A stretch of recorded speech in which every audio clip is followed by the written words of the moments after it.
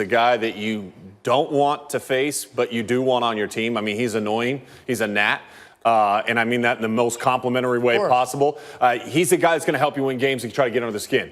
What we just saw right there is just like the reestablishment to what you're saying of like, do you know how good I am? Do you know how elite and how special I am as a basketball player? That pause was more telling to me than the statement in itself where he stopped. Say one other thing, going back to the day that I grew up watching basketball and you grew up playing basketball, if the other team sent a guy like that after your best player, your team would have a guy who would take him out. Correct. Right? The Warriors should have someone, Andrew Bogut or someone like that, set a very hard screen on Patrick Beverley. Right? Back in the day, it would have been even more than that. No question about it. And we just saw that happen in the Portland OKC game. Yep. When somebody cracked Steven Adams, came back and set a big-time pick. But here's the thing.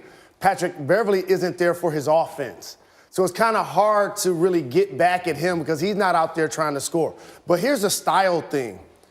This is something Doc Rivers did to KD when he played with OKC and had Chris Paul guarding him.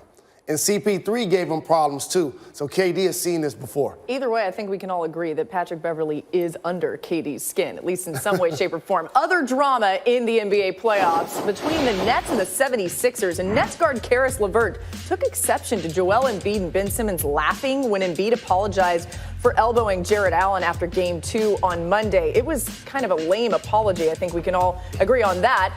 This is what LeVert said. We didn't really like that. We thought that was kind of disrespectful, especially after the elbow he threw. LeVert said after the Nets practice on Wednesday, it is what it is. There's no love lost. It's a playoff series. We expect that. You know, he's kind of downplaying it a little bit there at the end, Jalen, but feels like this is chippier than maybe what he's alluding to. Correct. And I felt the way Karis felt when we first saw the post-game footage. I understand that things happen throughout a basketball game, so I don't think it was personal, but however, it was intentional, and it definitely was flagrant. So one thing about being a part of the NBA family is you don't want to see anybody get injured.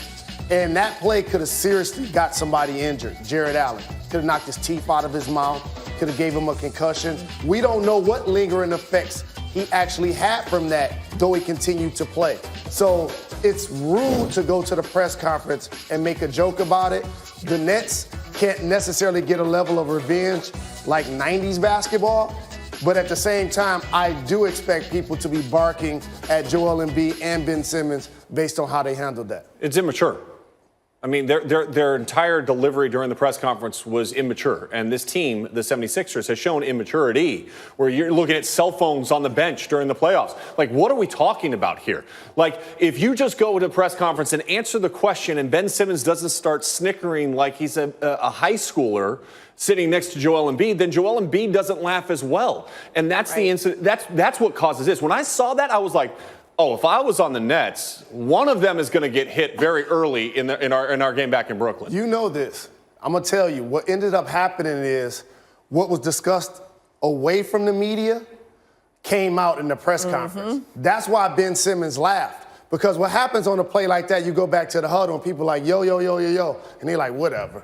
And so now all of a sudden you get to the press conference and you're trying to hold a straight face and you apologize, and then he calls you on it. Ben Simmons That's what ended up playing out. Ben He's Simmons, an instigator. It's turning into a little bit of a problem. This is the same series in which he called out the Sixers fans and said, if you're going to boo, stay on that side. And then there was a moment in the press conference that Simmons had yesterday that was fascinating. I want you to hear this exchange with the reporter. You will hear the question about a game that Simmons missed during the season. Ben, there was a story today in the New York Daily News that said you missed the Orlando game because you were out partying, and you haven't commented on it. I just wanted to get your reaction. I'm not worried about, you talking about regular season? Yeah, the most recent Orlando game. We're talking about playoffs, man. Unless you want to talk about something else, it's somewhere else, but playoffs right now. So that's not quite the same. In case it wasn't 100% clear, he's being asked about a story that suggests he missed an NBA regular season game because he was out partying. And saying, I'm not talking about the regular season is not the same as saying, no, that didn't happen. I didn't miss an NBA regular season game because I was out partying. What do we make of this? So there are guys that can go kick it and get it in and stay out 2, 3, 4, 5 in the morning, Michael Jordan comes to mind. Yeah. Allen Iverson comes to mind. I'm very much that way. And can still go out and Reaver. perform at a high level. When you can't do that, you got to stay in your lane. And it sounds like in Orlando, Ben went a little too hard, a little too long. It can't now linger into the next day that causes you to miss a basketball game. So when you're asked about it in the press, you can approach it the way you just said and be like, that didn't happen. Or you can approach it like he did, which is now going to lead credence to the fact that it probably did happen. So now we're going to continue to discuss. What about the way he laughed at first? Well, that's what I'm saying, because Like, if it didn't happen, like the first thing I would do would be like, what? Right, that'd be your initial response. What was his initial reaction on his face? You got it. Like, he went back and was like, that was really fun. That was a great night. Man, I'd go back and do that night again. I mean, and that's the kind of, like, when I look at that, I'm just like, again, it goes back to the mindset of this team. Okay, we are at a point now with the 76ers where we should be past the process. We should be past the whole idea of, like, is this team good enough to advance in the playoffs and win significant, like, not just win a round, but 2 rounds? Can they get to a conference final? Can they get to the NBA finals? This is what the expectation should be with this roster and this team. They went out, got Jimmy Butler, they got Tobias Harris.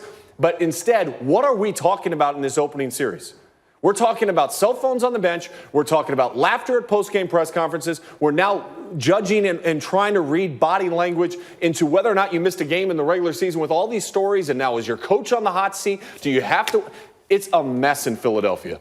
I think that's right. And they should have been booed. And they should be booed right now, too. Of course. I mean, they're going to win this series. I don't think anyone questions that. But if it doesn't go any further than that, I think there'll be a lot of questions about that team. And many of them will be posed to the point guard who was supposed to transcend the sport and completely turn around the franchise. What a question is going to be, can these two guys stay healthy enough in Embiid, improve enough in Ben Simmons, in particular a jump shot, to actually lead the process to a championship?